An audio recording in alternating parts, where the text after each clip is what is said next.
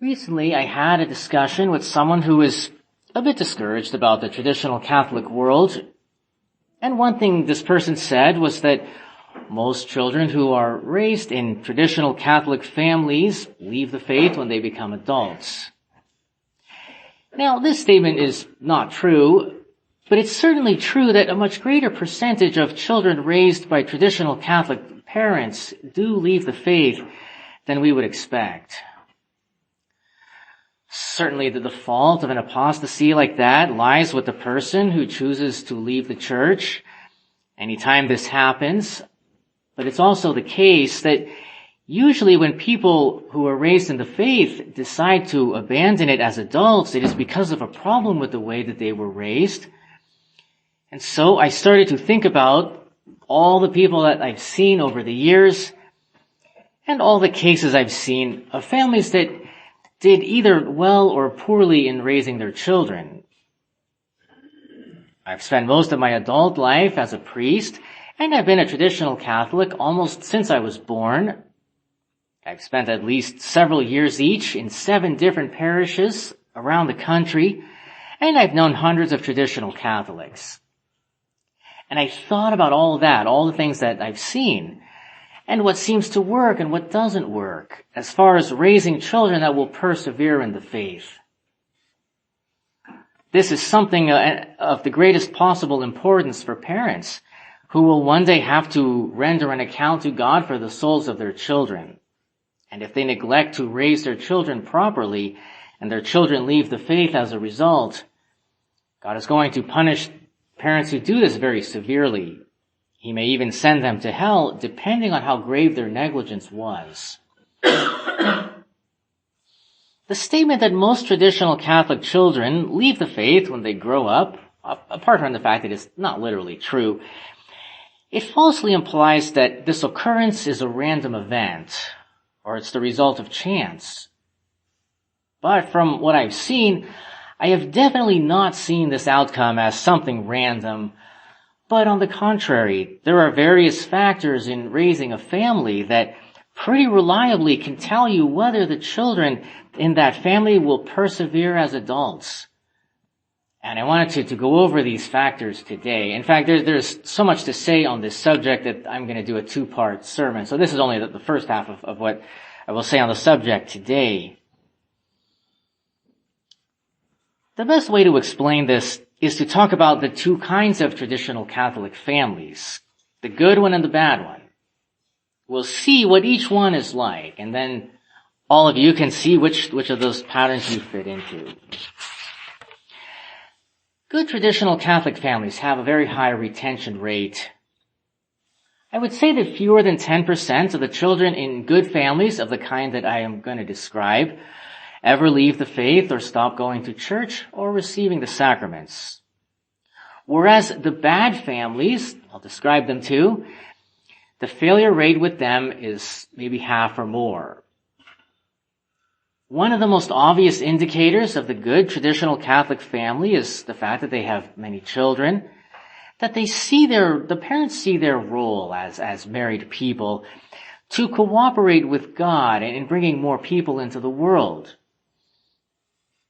And usually, with only rare exceptions, good traditional Catholic families have numerous children, even as many as 6 or 8 or more, and the parents give themselves wholeheartedly to the raising of their children, a tremendous personal sacrifice.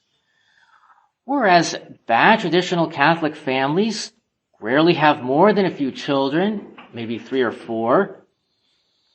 And you see also that good families love to attend Mass, and they bring their children to Mass as often as they can. Whereas bad traditional Catholic families only go to Mass when they are obliged to do so under pain of sin. And they rarely, if ever, attend Mass or go to church on a day when they are not gravely obliged to do so. The difference here is that good parents love to be in the house of God, and they come as often as they can, even coming to an extra Mass or 2 every week. Good families will wake up on a Saturday morning and say, I have the day off. I am going to go to Mass today and assist at the Holy Sacrifice and bring my children so that all of us will worship God and receive His graces. Whereas bad parents wake up on Saturday morning or their day off, whenever it is, and they say, I am tired and I could go to Mass, but I need my rest instead. Good parents will bring their children to church at least once every week outside of days of obligation, or at least a couple of times a month, when the law of the church doesn't oblige them to do so, whereas bad families will do this once or twice a year, or even not at all. Of all the indicators of the difference between a good family and a bad one, that is one of the most reliable. Now, someone might wonder, but why should we come to Mass when we are not obliged? The answer is that our relationship with God should not be treated as simply a matter of obligation. If we look at our relationship with God as only a matter of asking, what am I absolutely required to do, because I am not going to do anything more than that, then we can be sure that we are of the kind of family that raises children who will probably not practice the faith as adults. What happens with children who are raised this way is that they see religion as a matter of obligation, because that is what their parents taught them by their example, by telling them that the family only goes to church when they are obliged under pain of sin. The children then don't see religion as a matter of love of God. And so human nature is that we don't like obligations. And if we can skip obligations that we don't like without suffering any consequence, usually we do that. And so, therefore, when children who have been raised to see religion only as a matter of obligation, reach the age when their parents can't force them to go to Mass anymore, they stop going immediately. Because who likes having to do things that they're only required to do? Whereas children in good families who could see from their parents' example that they loved the house of God and the Mass and the liturgy, they grow up appreciating these things as well, and they continue it therefore as adults. This applies not just to going to church at all, but also to what people do when they are at church. So, bad traditional Catholic families show up for Mass when they are obliged. They are often late for Mass or just barely on time, and they leave right afterwards. They also rarely make any attempt to help take care of the house of God. They don't clean the church. They rarely serve Mass. They don't sing in the choir or help in any way with the maintenance and operation of the chapel. But on the contrary, good traditional Catholic families teach their sons from a young age to serve Mass, and they instill them with a sense of awe and love of the altar and the sanctuary. And they put their daughters in the choir so they can worship God by singing His praises. And these families help out by cleaning the church and volunteering when they can. A lot of times people see that sort of thing, like helping out around the church, as something that's only of a practical nature. Somebody has to do this or that task at the church, and people think, oh, thank goodness there's someone else who is going to do this instead of me, so I don't have to do it. But this mentality is completely wrong. Any work that is done for the church is done for God. And to help out to maintain the house of God is work that is done for God Himself. It is a great act of love of God to take care of God's house. And when people are not interested in taking care of God's house, or they are happy that other more devout people are willing to do it instead of them, it shows that they don't care that much about God. And people's children see their attitude in this, and they see that God is not really worth their time. Whereas on the contrary, parents who teach their children, we have to take care of God's house, they learn that God is someone that we owe our time to, because he died for us on the cross, and we love him because of this, and therefore we do everything that we can for him. This is most especially true of the service of the liturgy. The greatest worship that we can give to God is in the liturgy. It's in the Mass. So parents who don't make their children serve Mass or sing in the choir are teaching them that the liturgy is not that important. And they shouldn't be surprised if their children even abandon attendance at the liturgy at all when they grow up. When it comes to how people educate their children, there's also a great difference between good and bad traditional Catholic families. The good families would never dream of putting their children in a public school because they know that such places are designed to corrupt children's souls. Bad families will often put their children in public schools and will even make various excuses to the priest, trying to pretend that there is no danger to their children's souls there, when everyone knows perfectly well that those places are sewers of immorality and attacks on the faith. A couple of years ago, I heard a very edifying story about an excellent traditional Catholic family that lived in Canada. About 2 years ago, the evil Canadian government passed laws requiring parents to put their children in public schools. So this family refused to obey this wicked law. The family received various threatening notices from the government in the mail, which they threw in the garbage, until finally the police came to their house.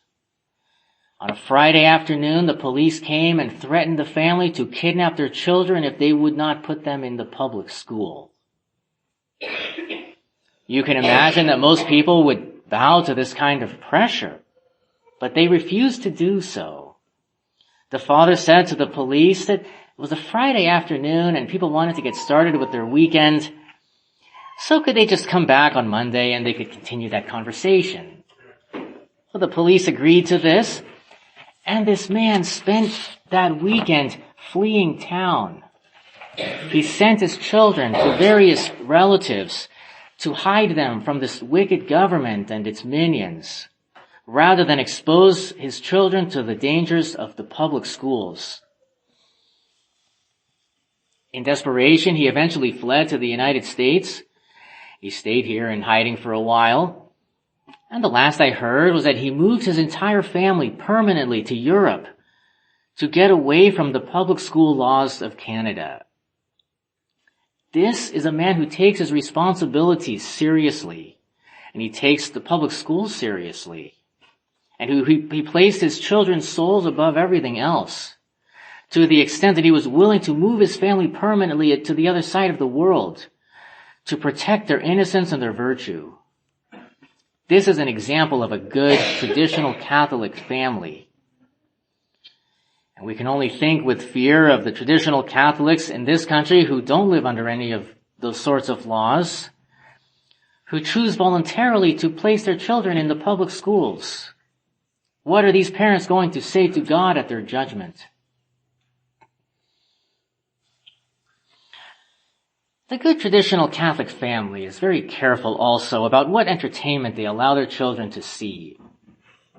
They don't allow their children to watch movies that they haven't seen themselves and can be sure that they don't contain any incitement to sin, which is most movies nowadays.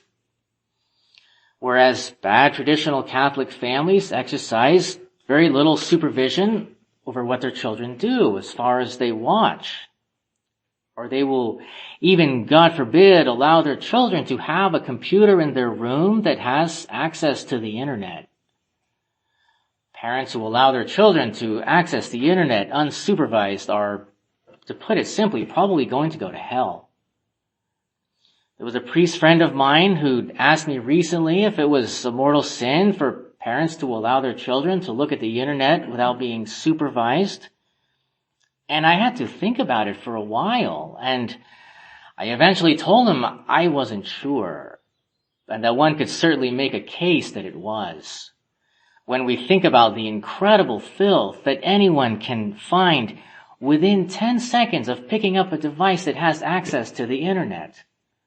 Things that are so depraved that they will destroy a child's innocence forever and cause permanent spiritual and even psychological damage. It is hard to imagine how any parent can allow such a thing to go on in their home. Parents who would never dream of leaving a loaded gun on the table, or allow their children to swim in a pool without an adult being present. Allow them to use the internet even outside their presence. I grew up during the beginning of the internet age in the 1990s, and my parents did not allow even a connection to the internet in our home until well after me and my brothers and sisters had grown up and most of us had moved out already. It wasn't until the mid-20s that we got a connection to the internet in the house at all. But none of us complained about this because we knew the kinds of things that were on the internet, and we knew that our parents couldn't allow access to such abominations in our home. Certainly, when people become adults, though, they have to be responsible for their own usage of such things. But children must be protected by their parents from the evils of the world. And this is a grave obligation. And therefore, parents that allow their children to access the internet without supervision are exposing their souls and the souls of their children to the gravest danger.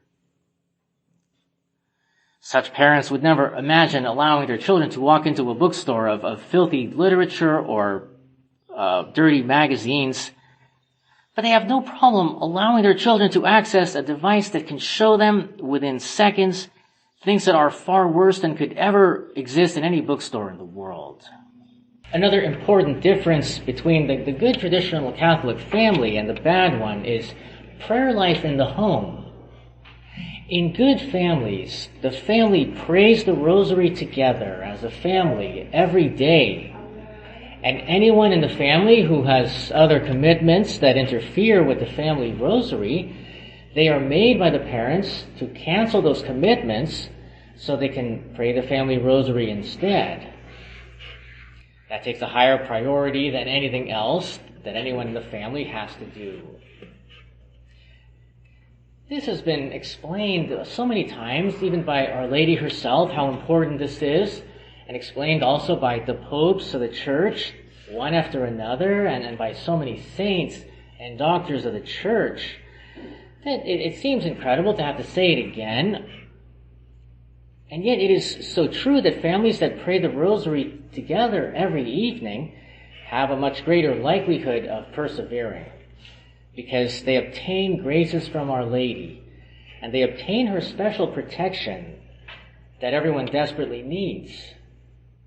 The bad traditional Catholic family has very little time for prayer together, and the children tell their parents that they have other appointments or commitments that override their ability to attend family prayers, and the parents allow them to make those excuses and to absent themselves from family prayer. Or worse still, the parents themselves make no attempt to bring the family together for the rosary every day at all.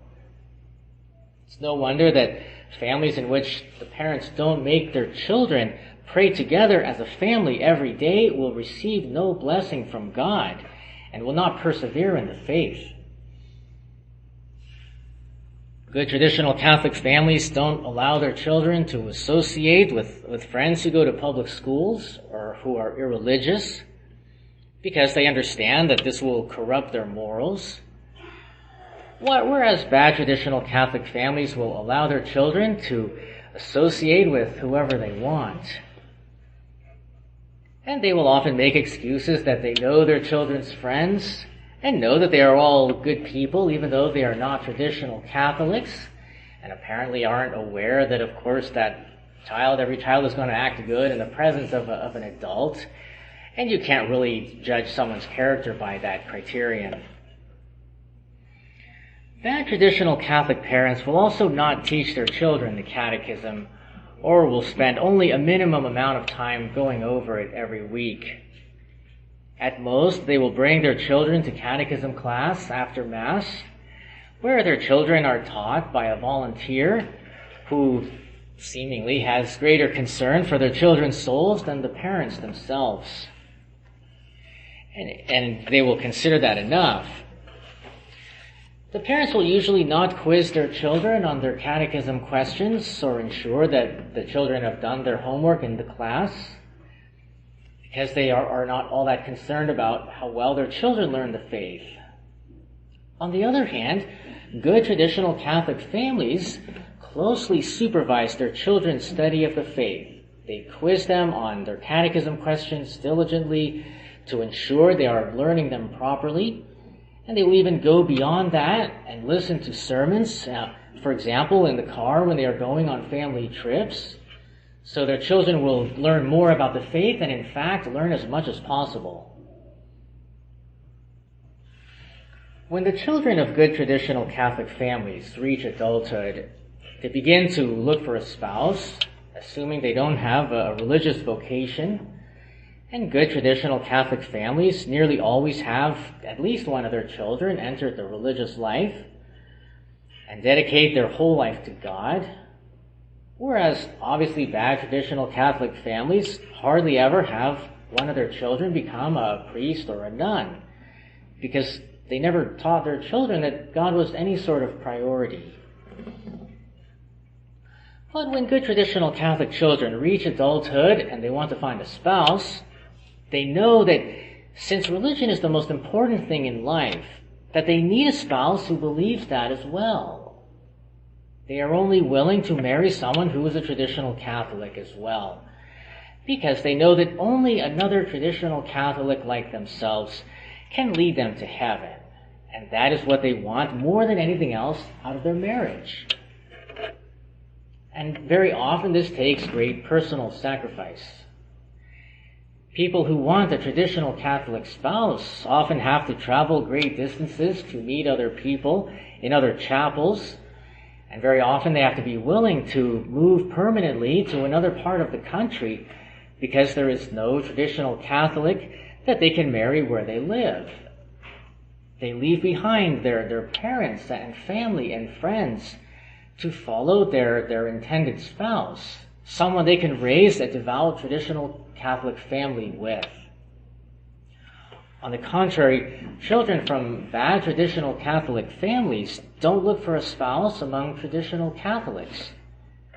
Instead, they follow their whims and desires, and they find whoever they like, and then their parents or the priest tells them they can only get married if that person becomes a traditional Catholic. And so their future spouse goes through a convert class and usually converts. But many times it's doubtful whether their intention in converting was truly a spiritual acceptance of the faith, or whether they only went through that process to please someone that they wanted to marry. But either way, it is extremely rare for any people who get married in those circumstances to end up with the good traditional Catholic family that I am describing. Bad traditional Catholic children who marry a convert almost always end up with another bad and minimalistic traditional Catholic family. This is something to think about for traditional Catholics who are at that age to be looking for a spouse. Yes, it takes time and work and sacrifice to find someone that can help you raise a strong and devout family. But that is the only way to arrive at that result. So from years of experience, these are the two types of traditional Catholic families that I've seen, and these patterns are predictable and consistent. And while this is certainly a spectrum to some extent, these are two extremes that people will generally fall between. To some extent, nevertheless, it's almost always obvious which of these two categories every traditional Catholic family falls into. And everyone needs to think about their own family today and which pattern they belong to. Now, someone might be wondering, but this is a very high standard. We can't live like this in the world today in the way that you described. How are we supposed to do this? The answer is very simple. We need God's grace to practice virtue, and the reason the bad traditional Catholic families don't have the grace to be better is because they have neglected the means of grace. They have not come to Mass the way they should have, or received the sacraments, or helped their children to receive the sacraments the way they should have.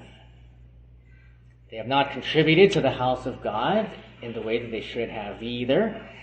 They have been stingy with God, with their time, and they have not made their family pray to bring God's grace upon all of them. So if people refuse to use the means of grace, the Mass, the sacraments, the rosary, and so on, then they shouldn't wonder that they are being deprived of God's graces.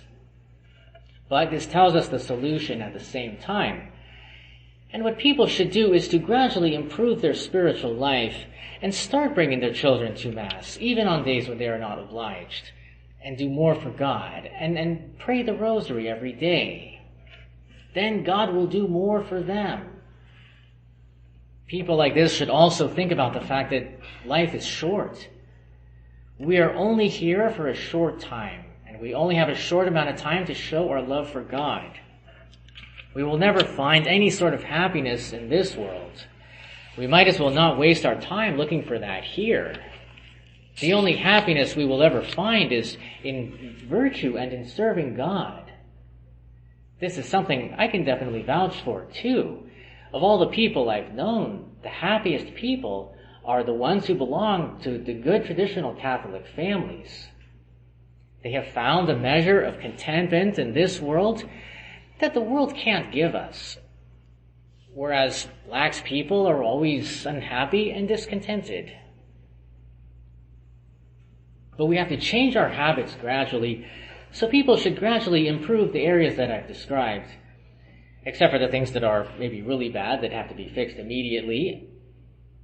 And older people that have seen their children fall away from the faith probably recognize also a lot of what I'm describing here too, that they probably made a lot of these same mistakes in raising their own children. What those people should do now is do penance and pray for their children and ask God to forgive them for the neglect that they showed in raising their children. A lot of people whose children fell away at Vatican II did so because their parents were not watching over what they were being taught, and they allowed modernists to corrupt their children's faith. They didn't even look at what their children were being taught in the so-called Catholic schools. And they gravely neglected their obligation as parents to instruct their children in the faith, and so the modernists came along and took advantage of these parents' neglect. But it is parents who have the primary obligation to instruct their children in the faith. But most of all, no one should ever think that doing the minimum is enough to save our souls. This is a misconception that we get from other basic minimums. For example, if someone can pass their driving exams at the DMV and the driving test, they get a driver's license, and then if they observe the basic minimums of the laws of the road, they can assume that they will probably not get into a crash when they're driving. This is probably true, but with the minimums of the Church, those are not set based on that criterion. They are set at a different threshold. The Church decides what minimum requirements it makes, not based on the minimum that is necessary for someone to get to heaven, but instead on what is the minimum that it can make people do that won't cause more harm than good if people break the law. There is the obvious example of the Easter duty. The Church used to require people to receive Holy Communion 3 times a year. But gradually people refused to do this. And so they ended up committing even more mortal sins by not fulfilling this obligation. And therefore the Church reduced the requirements to receive Holy Communion only once a year. This doesn't mean that the Church considers that someone who receives Holy Communion only once a year is doing what is sufficient to save his soul. Quite the contrary. When the church requires people to receive Holy Communion only once a year, she is saying that she really can't make people do any more than that, or they would likely just violate the law. So no one should ever consider that doing the minimum that the church requires is going to get them to heaven. No one has ever given any guarantee that the minimum requirements of the church are going to get anyone to heaven. And that goes for Mass on Sundays and holy days, the days of fast and abstinence, and all the other requirements of the church. All we have to do is look at our Lord himself and his love of us. Did he do only the minimum for us? Of course not. He poured out the last drop of his blood for our souls.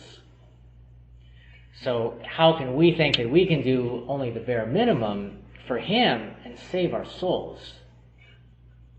But let us use the means of grace that we have. The only difficulty in the spiritual life comes from not using the means of grace to obtain the graces that we need to do what we need to do. Let us be generous with God, and only then will we save our souls. And if not, we will be lost. In the name of the Father, and of the Son, and of the Holy Ghost, amen.